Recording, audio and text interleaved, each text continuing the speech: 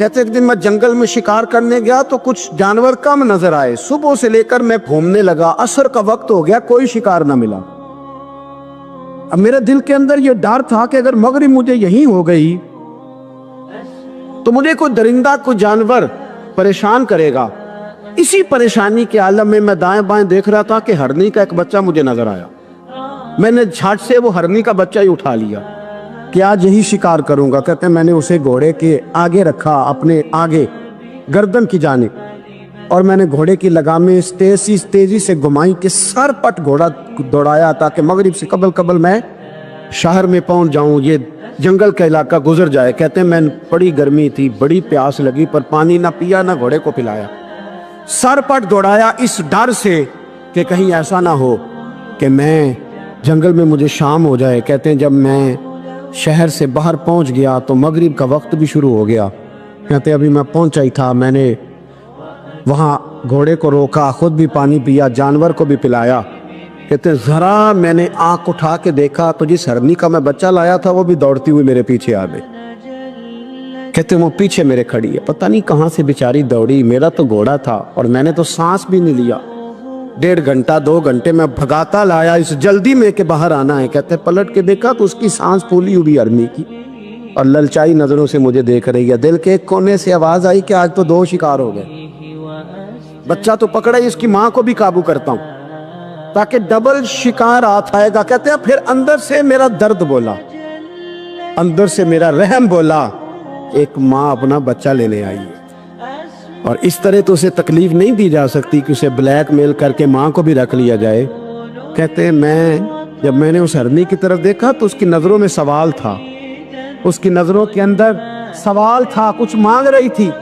کہتے ہیں میں نے اس بچے کی پشت پر ہاتھ پھیرا، پھر میں نے بچہ چھوڑ دیا۔ کہتے ہیں اس نے پہلے بچے کو بازوؤں میں لیا، پھر اپنی زبان سے اپنا بچہ چاٹنے لگی۔ کہتے ہیں پھر وہ جب جنگل کی طرف جانے لگی تو ایک دفعہ اس نے میری طرف دیکھا، دوسری دفعہ اس نے آسمان کی طرف دیکھا۔ زندگی میں مجھے اتنا سکون کبھی نہیں آیا تھا جتنا آج آیا۔ کہتے ہیں میں گھر گیا، عشاء کی نماز پڑھی، پا وضو میں بستر پہ لیٹ گیا۔ لوگوں میرے نصیب دیکھو، مجھے مدینے والے محبوب کا دیدار نصیب ہوا۔ رسول کریم علیہ السلام میری خواب میں آئے، میں رونے لگا، گھر مہک اٹھا، پھول کھلنے لگے، خوشبوئیں بکھرنے لگی۔ کہتے ہیں محبوب کریم تشریف لائے اور کیا خوبصورت جملہ ہے، اگر تجھے بادشاہ بنا دیا جائے تو انسانوں کے ساتھ بھی اسی طرح رحم کرے گا نا جس طرح آج ہرنی کے ساتھ کیا ہے۔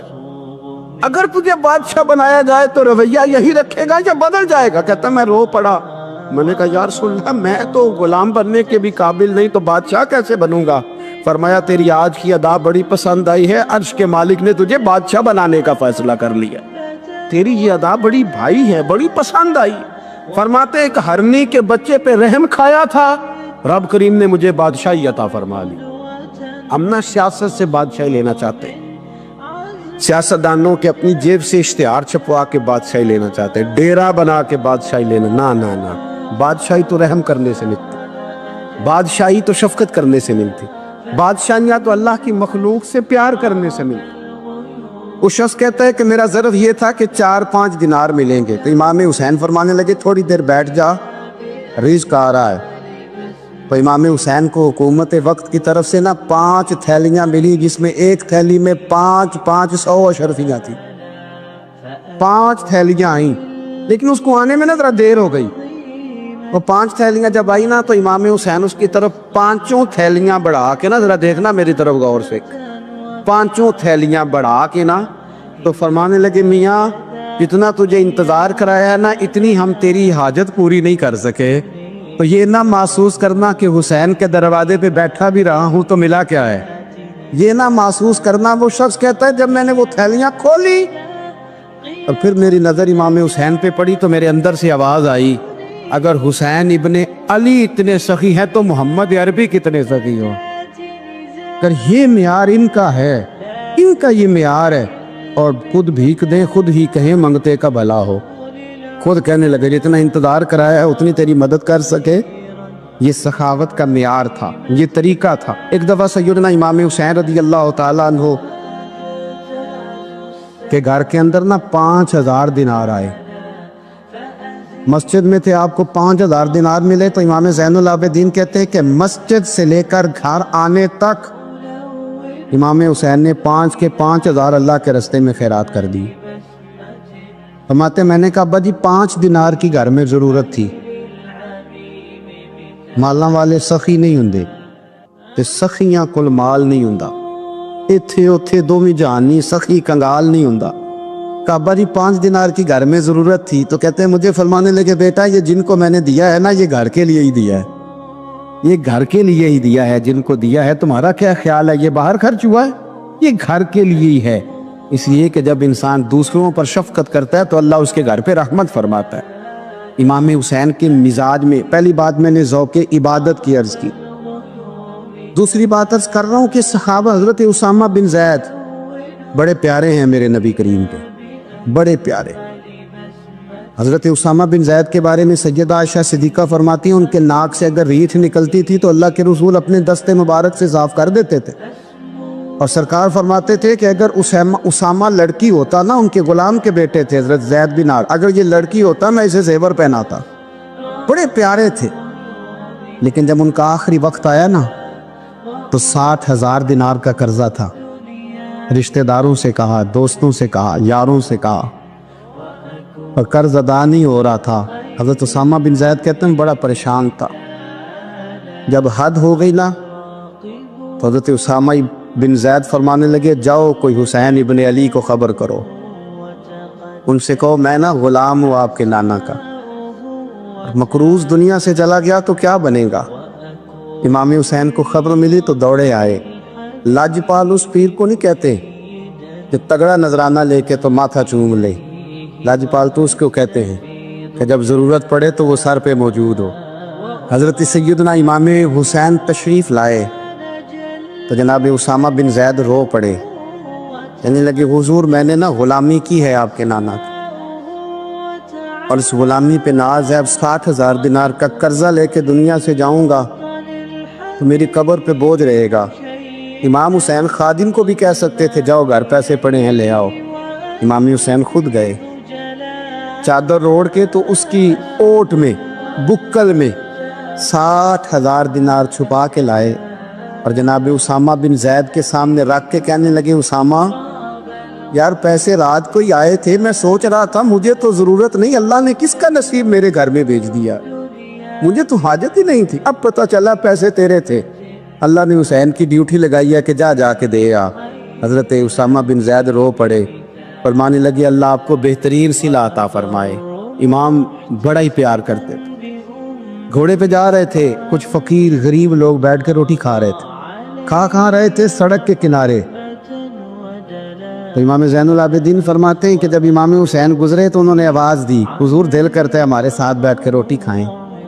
کائنات کے مالک و مختار کے نواسے اور دنیا کے سب سے بڑے شہزادے گھوڑے سے اترے اور غریبوں کے ساتھ سڑک پہ بیٹھ گئے، روٹی کھانے لگے اور دیر تک کھاتے رہے، اور جب فارغ ہو گئے تو فرمانے لگے کھانے کی ضرورت بھی نہیں تھی، حاجت بھی نہیں تھی، پر تم نے آواز دی تو دل رکھنے کو بیٹھ گیا تھا، اگر اجازت دے تو چلا جاؤں۔ یہ مزاج تھا، یہ طبیعت تھی۔ آپ کے ایک بھائی ہیں چھوٹے، حضرت محمد بن حنفیہ نام ہے، حضرت مولا علی شیر خدا رضی اللہ تعالیٰ عنہ کی دوسری بیوی سے۔ ایک دن حضرت امام حسین ان کے گھر میں بیٹھے تھے تو کسی بات میں نا اختلاف رائے ہو گیا، تو امام علی مقام ناراض ہو گئے، فرمایا آج کے بعد تیرے گھر نہیں آؤں گا، رومال اٹھایا چلے گئے۔ لوگوں نے حضرت محمد بن حنفیہ رضی اللہ تعالیٰ عنہ سے کہا حسین تو ناراض ہو گئے، کبھی نہیں آئیں گے۔ آپ فرمانے لگے بھائی تمہارا ہے کہ میرا؟ جی بھائی تو آپ کے ہیں۔ فرمایا اگر کہو تو چند منٹوں میں حسین واپس آئے۔ جناب ناراضگی ہو گئی ہے۔ فرمایا ناراضگی ہوئی ہے پر میں اس کے دل کی نرمی کو تو جانتا ہوں، اس کے مزاج کے اندر جو محبت ہے اس سے تو ابھی آئے۔ کہا جناب وہ کیسے؟ فرمانے لگے دیکھنا ذرا۔ تو امام حسین نے خط لکھا، حضرت محمد بن حنفیہ نے رکا لکھا، کہنے لگے حسین میرے باپ کا نام بھی علی ہے اور آپ کے باپ کا نام بھی علی ہے، پر ایک فضیلت ایسی ہے جس میں آپ کا مقابلہ نہیں کر سکتا، وہ یہ ہے کہ آپ سیدہ فاطمہ الزہرا کے لال ہیں، آپ محمد مصطفیٰ علیہ السلام کے نواسے ہیں۔ کہنے لگے بھائی جان آپ نے نانا جان کی وہ حدیث تو سنی ہوگی کہ دو لوگ ناراض ہو جائیں تو جو صلح پہلے کرے جنت میں پہلے جائے گا۔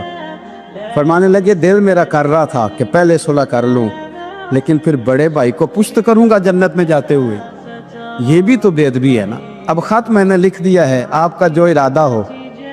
امام حسین نے خط پڑھا تو آنکھوں میں آنسو آ گئے، پھر سے رومال اٹھایا۔ بچے پوچھنے لگے کہاں جا رہے؟ کہا بھائی کے گھر جا رہا۔ کہا آپ تو ناراض تھے؟ فرمایا تھا ناراض، پر ہے تو میرا بھائی نا۔ ہو گئی بات ختم۔ بڑی دل میں نرمی، طبیعت میں سوز، لہجے میں گداز۔ حضرت امیر معاویہ رضی اللہ تعالیٰ عنہ نے ایک شخص کو بھیجا مدینہ منورہ شام سے، تو اس نے کہا میں نے امام حسین سے ملنا ہے، تعارف کیا ہے؟ جناب امیر معاویہ فرمانے لگے مسجد نبوی میں جانا جس کے گرد لوگ سب سے زیادہ ادب سے بیٹھے ہوں، اور جس کی باتیں سب سے زیادہ میٹھی ہوں، اور جس کی نظریں سب سے زیادہ جھکی ہوں، اور جس کے چہرے پر تمہیں سب سے زیادہ وقار نظر آئے، وہی علی کے بیٹے حسین ہوں گے۔ جو سب سے زیادہ تمہیں وہاں ماحول کے اندر جو شخص نظر آئے، پوچھنے کی ضرورت نہیں پڑے گی۔ وہ شخص کہتا میں مدینے آیا تو میں نے واقعی ایک شخص کو دیکھا، شہد کے گرد مکھیوں کا اتنا ہجوم نہیں ہوتا جتنا امام حسین کے گرد رسول اللہ کے غلاموں کا ہجوم تھا، لیکن نظریں جھکی ہوئی، باتیں میٹھی، لہجہ گداز گداز، لفظوں میں رانائی، اور لوگ کئی باتیں پوچھتے تو علی کے صاحبزادے ایک کا جملہ بولتے تو لگتا یہ کہ وہ جملہ سیدھا دل میں اترتا چلا جاتا ہے۔ امام علی مقام کے کردار میں نہ کچھ باتیں بڑی زیادہ تھیں، بہت زیادہ تھیں، بڑا حسن تھا۔ ایک بات تو یہ تھی امام حسین رضی اللہ تعالیٰ عنہ کا علم و فضل بڑا کمال کا تھا۔ ایک دفعہ صحابہ میں مسئلہ بن گیا کہ بچہ پیدا ہوتا ہے تو اس کا وظیفہ کیسے لگانا ہے۔ امام حسین کا علم و فضل بتا رہا ہوں، علم و فضل، تو بات بڑی پیچیدہ ہو گئی۔ حضرت عبداللہ ابن زبیر کے پاس لوگ آئے، کہنے لگے کہ آپ بڑے صاحب علم و فضل ہیں، آپ نے حضور علیہ الصلوۃ والسلام کے ساتھ وقت گزارا ہے، تو مسئلے کو حل کریں کہ بچہ پیدا ہونے کے بعد حکومت اگر وظیفہ لگائے گی تو کب لگائے گی؟ جب بحث طول پکڑ گئی، مسئلہ حل نہیں ہوتا تھا، تو حضرت عبداللہ ابن زبیر کہنے لگے ہم سے نہیں حل ہوگا، ایک بندہ ہے جس کے سینے میں رسول اللہ صلی اللہ تعالیٰ علیہ وسلم کے نور نبوت کا فیضان ہے، وہ یہ مسئلہ حل کریں گے۔ تو کہا وہ کون سے؟ آپ فرمانے لگے جب ہم سے مسائل حل نہیں ہوتے تو ہم ان کے علم سے فائدہ اٹھاتے ہیں۔ کہا کون ہے؟ کہا جناب امام حسین۔ تو لوگ حضرت امام حسین کے پاس گئے، کہ حضرت یہ ایک مسئلہ الجھ گیا ہے کہ بچہ پیدا ہو تو وظیفہ کب لگانا ہے؟ فرمایا الجھنے والی بات ہی کوئی نہیں، پیدا ہونے کے بعد جب وہ پہلی دفعہ آواز نکالے تو اس کا وظیفہ لگا دو۔ اس کا مطلب یہ ہے کہ وہ دنیا میں آ گیا ہے، اس نے اپنے آنے کا اظہار کر دیا ہے، اعلان کر دیا ہے، اب اس کا وظیفہ لگا دو۔ تو اس پر پھر صحابہ کا اتفاق ہو گیا۔ امام حسین کے علم سے، فضل سے لوگ فیض اٹھاتے تھے۔ حضرت سیدنا امام حسین کی شہادت کے بعد حضرت عبداللہ ابن زبیر رضی اللہ تعالیٰ عنہ نے قاتلان حسین سے خطاب کیا اور فرمانے لگے اللہ کی قسم تم نے اس شخص کو شہید کیا ہے جو راتوں کو لمبے لمبے قیام کرتا تھا، اور تم نے اس شخص کو شہید کیا ہے جس سے میں دن میں جب بھی ملتا تھا تو وہ روزے سے ہوتا تھا۔ تم نے اس شخص کو شہید کیا جو قائم اللیل تھا، صائم الدہر تھا، اس شخص کو تم نے شہید کیا۔ آپ کو پتہ ہے کہ میدان کربلا میں جب 9 محرم کو ابن سعد نے امام حسین سے کہا کہ جنگ کرو اگر یزید کی بیعت نہیں کرنی، تو امام حسین نے فرمایا ایک رات کی مہلت دے دو، ایک رات کی مہلت دے دو۔ حضرت امام زین العابدین کہتے ہیں میں نے اپنے والد گرامی سے عرض کی کہ ابا جی آپ جہاد سے دور جانے والے تو ہیں نہیں، آپ تو جہاد سے پیار کرنے والے، اور یہ بھی پتہ ہے مجھے کہ یہ جنگ اب ہو کے رہے گی، تو ایک رات کی مہلت لینے کا معنی کیا ہے؟ بھئی کل بھی لڑنا ہے اور رات بھی لڑنا ہے، تو ابا جی ایک رات کی مہلت۔ تو سیدنا امام حسین رضی اللہ تعالیٰ عنہ فرمانے لگے بیٹا رات کی مہلت اس لیے لی ہے کہ میں آج رات کھل کے اپنے رب کی عبادت کر لوں، میں استغفار کر لوں، میں لمبے سجدے کروں۔ اور کہا زین العابدین تو جانتا ہے نا کہ مجھے نماز سے، تلاوت سے، دعا سے اور استغفار سے بڑا پیار ہے، رسول کریم علیہ السلام نے فرمایا، جامع ترمذی میں موجود ہے، فرمایا میں جا رہا ہوں پر تمہیں دو بڑی بھاری بڑی وزنی چیزیں دے کے جا رہا ہوں، صحیح ستہ کی روایت، دو وزنی چیزیں تمہارے بیچ چھوڑ کے جا رہا ہوں، اگر ان کو تھام کے رہو گے تو کبھی گمراہی تمہارے پاس نہیں آئے گی۔ یا رسول اللہ وہ کون کون سی؟ فرمایا ایک اللہ کی کتاب دے کے جا رہا ہوں اور دوسرا اپنا خاندان دے کے جا رہا ہوں۔ اگر اہل بیت نبوت کو تھامے رہو گے، ہمارے بزرگوں نے لکھا ہے کہ یہ جو حضور نے کتاب اللہ اور پھر اپنی اہل بیت کا تذکرہ فرمایا تو اس کا مطلب یہ ہے کہ تھیوری دیکھنی ہوئی تو قرآن دیکھنا، اور پریکٹیکل دیکھنا ہوا تو علی اور فاطمہ کو دیکھنا، حسن اور حسین کو دیکھنا، ان کو دیکھنا۔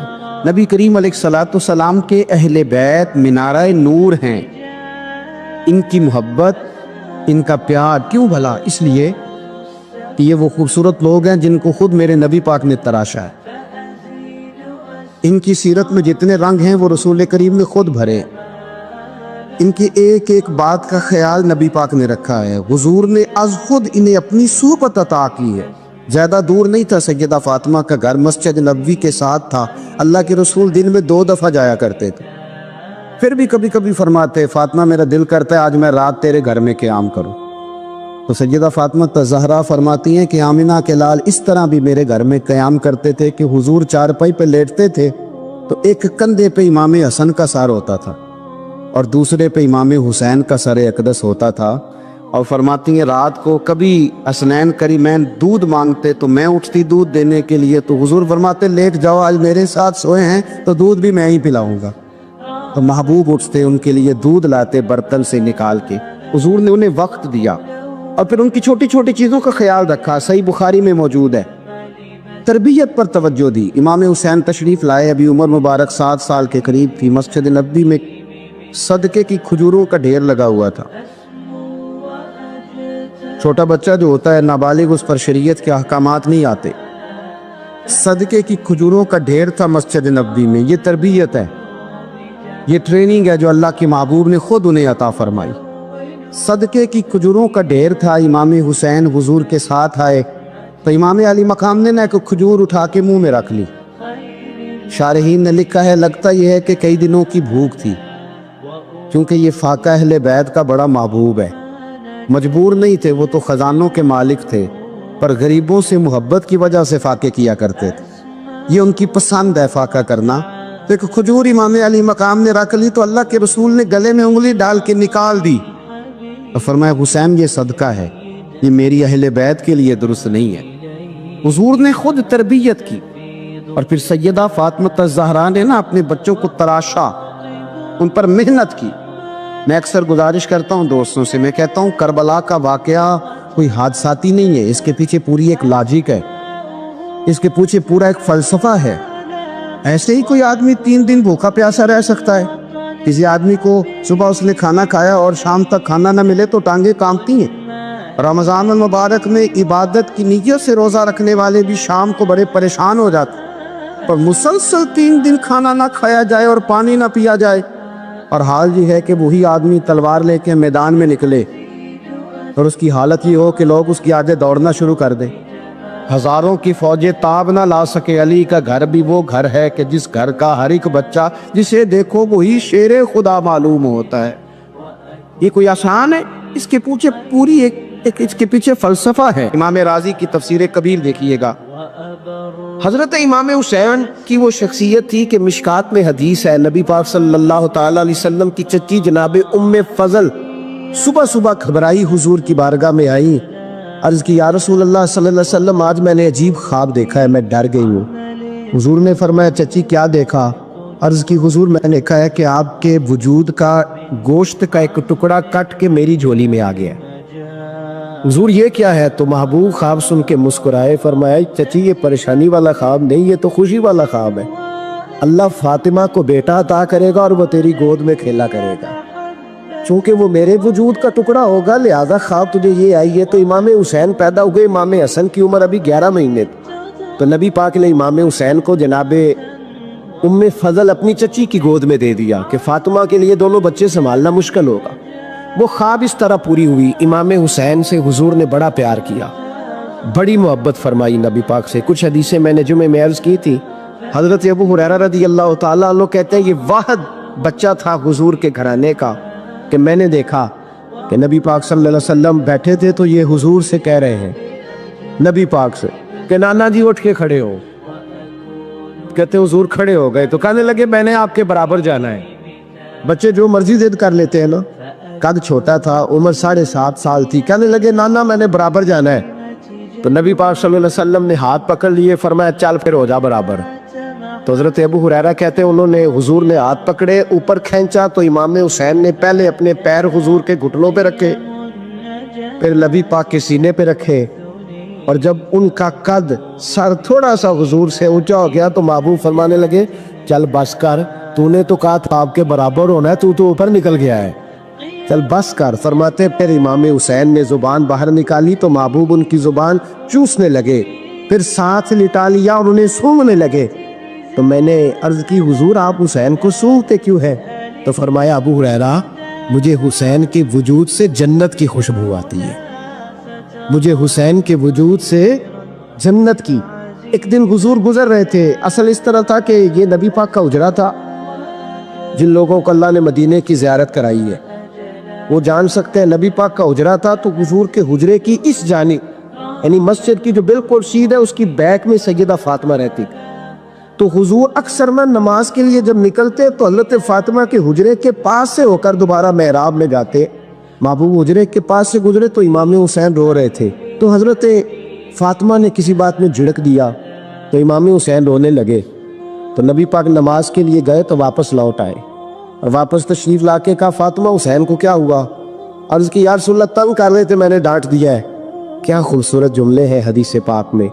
سرکار نے فرمایا فاطمہ اس کو حسین کو نہ رونے نہ دیا کر، یہ جب روتا ہے نا تو میرے دل کو تکلیف ہوتی ہے. تو بی بی صاحبہ کہتی ہیں یہ حکم آیا نبی پاک کا میرے نا، پھر میں نے ڈانٹنا چھوڑ دیا. یہ ان کے فضائل تھے، ان کی تربیت خود نبی پاک نے فرمائی. پہلی بات تو یہ ہے کہ نبی پاک نے دعا مانگی تو یا اللہ میرے گھر والوں کو زیادہ روزی نہ دینا، انہیں ایک وقت روٹی دینا، ایک وقت کی بھوک دینا. یہ جو 10 دن کربلا میں انہیں ٹینشن نہیں نہ ہوئی، انہیں عادت تھی فاقہ کرنے، انہیں 3 دن وصلی روزے رکھنے کی عادت تھی. پہلی بات. دوسرا یہ کہ جہاد کی تربیت حضور خود کراتے. حضرت فاطمہ الزہرا کہتی میں پردے کے پیچھے دیکھ رہی تھی، نبی پاک نے امام حسن اور حسین سے فرمایا چلو میرے سامنے کشتی لڑو. تو دونوں حضرات آپس میں جب کشتی لڑنے لگے تو نبی پاک نا امام حسن کو کہتے حسن حسین کو ٹانگوں سے پکڑو، حسن حسین کو پیچھے سے پکڑو. جب نبی پاک بار بار امام حسن کو بتا رہے تھے تو سیدہ پیچھے سے بول پڑی، کہنے لگی یا رسول اللہ آپ چھوٹے کو بتائے آپ بڑے کو بتا رہے. بڑا تو پہلے 11 مہینے بڑا ہے تو آپ چھوٹے کو بتائے بڑے کو بتا رہے. تو فرمایا فاطمہ تو چپ کرنا، جو میں دیکھ رہا ہوں تو نہیں نہ دیکھ رہی، ایک کو میں بتا رہا ہوں دوسرے کو جبریل امین بتا رہے ہیں. لیکن اس کے ساتھ ساتھ امام حسین رضی اللہ تعالیٰ عنہ کا جذبہ جہاد، امام حسین کی استقامت.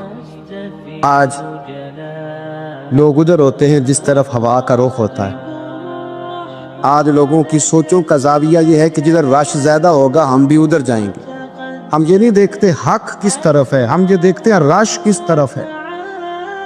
امام حسین رضی اللہ تعالیٰ عنہ نے رش نہیں دیکھا، حق دیکھا.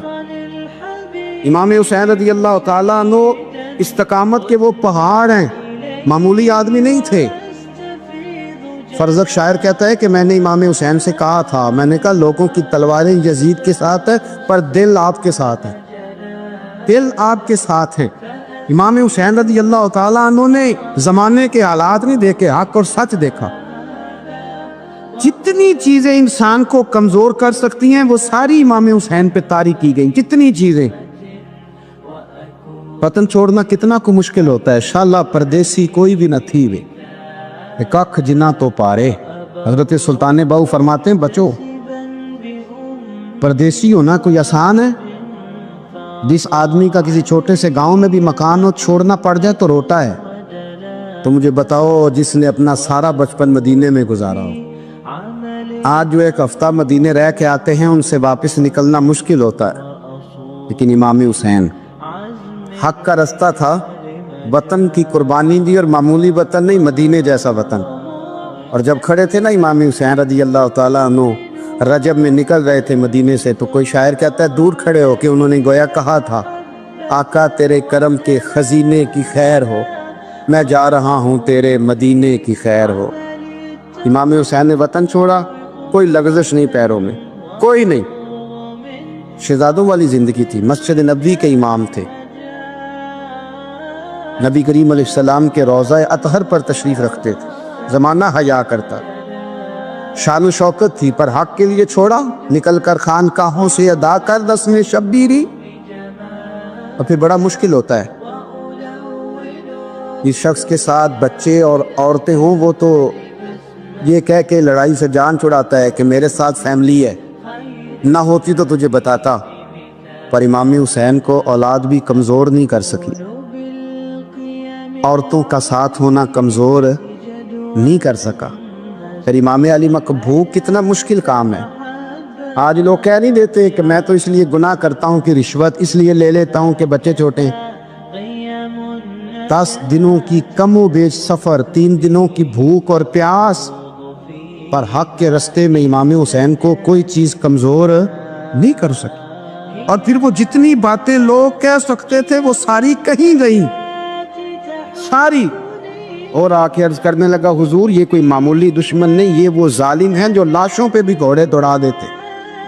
تو امام علی مقام فرمانے لگے جو شہادت کا جذبہ لے کے نکلے وہ پھر انجام نہیں دیکھا کرتا، وہ انجام، وہ جتنی چیزیں جو استقامت کے رستے میں آ سکتی ہیں وہ ساری چیزیں رستے میں آئیں، پر امام علی مقام نے کسی چیز کی پرواہ نہیں کی۔ آج کا مسئلہ یہ ہے کہ آج لوگوں میں استقامت نہیں ہے، رات کو کچھ ہوتے ہیں، سویرے کچھ ہوتے ہیں، دوپہر کو کچھ ہوتے ہیں، شام کو کچھ ہوتے ہیں۔